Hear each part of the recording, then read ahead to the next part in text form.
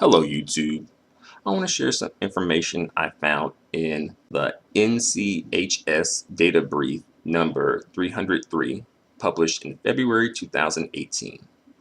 The data brief is titled Prevalence of Depression Among Adults Aged 20 and Over, United States, 2013 through 2016 by Debra J. Brody, M.P.H, Laura A. Pratt, Ph.D, and Jeffery P. Hughes, M.P.H. Debra J. Brody and Jeffery P. Hughes are with the National Center for Health Statistics, Division of Health and Nutrition Examination Surveys. Laura A. Pratt is with the National Center for Health Statistics, Office of Analysis and Epidemiology. Disclaimer: prevalence estimates reported here do not include populations considered at higher risk for depression, i.e., those in nursing homes or other institutions. Persons currently treated for depression, i.e., medication or therapy, may not have been screened positively for depression using the patient health questionnaire. Finally, some persons with depression may not have been able or willing to participate in the National Health and Nutrition Examination Survey. Therefore, these findings may represent conservative estimates of depression among adults in the United States. Major depression is a common and treatable mental disorder characterized by changes in mood and cognitive and physical symptoms over a 2-week period. It is associated with high societal costs and greater functional impairment than many other chronic diseases, including diabetes and arthritis. Depression rates differ by age, sex, income, and health behaviors. This report provides the most recent national estimates of depression among adults. Prevalence of depression is based on scores from the Patient Health Questionnaire, PHQ-9, a symptom screening questionnaire that allows for criteria-based diagnoses of depressive disorders. Estimates for non-Hispanic Asian persons are present for the first time. And before we get into the report, I just want to share with you how this particular report measures depression. Depression is measured using the score from the Patient Health Questionnaire, PHQ-9, a 9-item depression screening instrument that asks about the frequency of symptoms of depression in the past 2 weeks. Response categories of not at all, several days, more than half the days, and nearly every day are given a score of 0 to 3. Summary scores range from 0 to 27. Depression was defined using a score of 10 or higher, a well-validated cut point used in primary care settings.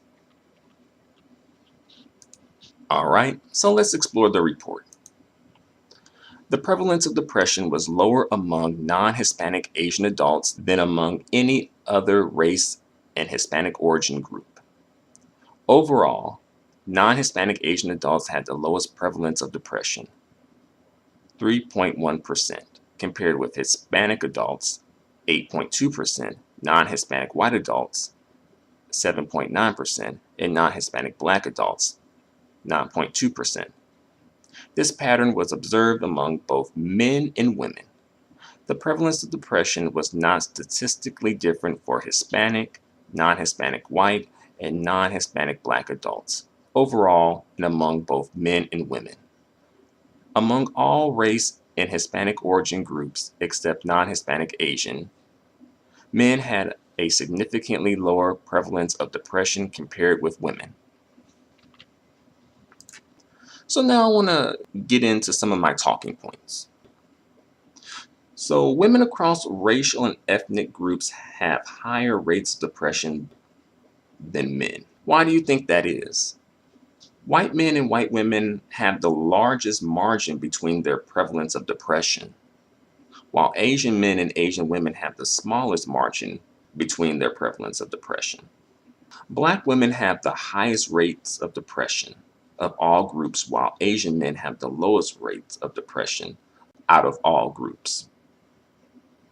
Among men, Black men had the highest rates of depression. Why do Asian people have the lowest rates of depression? Is it because they tend to be successful and earn high wages? Because they aren't the targets of racial discrimination and violent overt racism? Do they live healthier lifestyles, perhaps? And on the other hand, why do you think Black people have the highest prevalence of depression? Socioeconomic issues? Sociocultural issues? Sociopolitical issues? Health issues? A legacy of being victims of violence, oppression, racism, and dehumanization that still continues today? Oddly enough, outside of Asians, every other group's prevalence of depression is almost equal. Notice that. Also, I want to touch on depression and quality of life. About 80% of adults with depression reported at least some difficulty with work, home, or social activities because of their depression symptoms. 50.2% of adults with depression reported some difficulty with work, home, or social activities because of their depression symptoms. 30% of adults with depression reported moderate or extreme difficulty with work, home, or social activities because of their depression symptoms. The percentage of adults with depression reporting difficulty with work, home, or social activities due to depression symptoms was similar in men and women. So now I want to get into some of my talking points. Across racial and ethnic groups, mental health issues are often considered taboo. People usually don't talk about them. Yet, mental health plays a major role in our quality of life. Why do you think people hesitate to get help?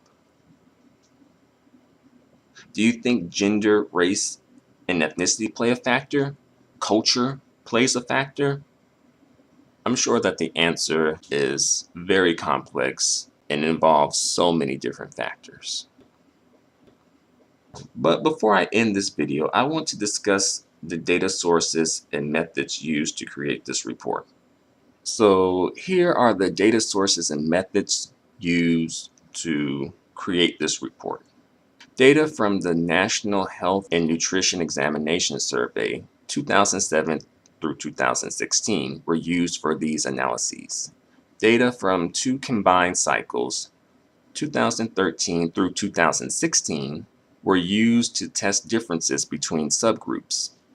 Trends in depression prevalence reflect a 10-year period of 5 two-year National Health and Nutrition Examination Survey cycles, 2007 through 2016. National Health and Examination Surveys is a cross-sectional survey designed to monitor the health and nutritional status of the non-institutionalized civilian U.S. population. The survey consists of home interviews and standardized physical examinations in mobile examination centers, MEC. The patient health questionnaire was administered by trained interviewers during a private interview in the mobile examination centers. Approximately 89% of mobile examination center examined adults completed the patient health questionnaire. The National Health and Nutrition Examination Survey sample is selected through a complex multi-stage probability design.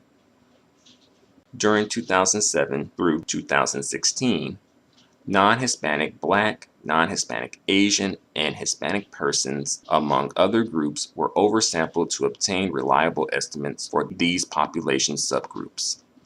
Race and Hispanic origins specific estimates reflect individuals reporting only one race. Persons reporting another race or multiple races are included in the total but are not reported separately. So there you have it. Please let me know what you think in the comments section. Until the next video, adios and goodbye for now.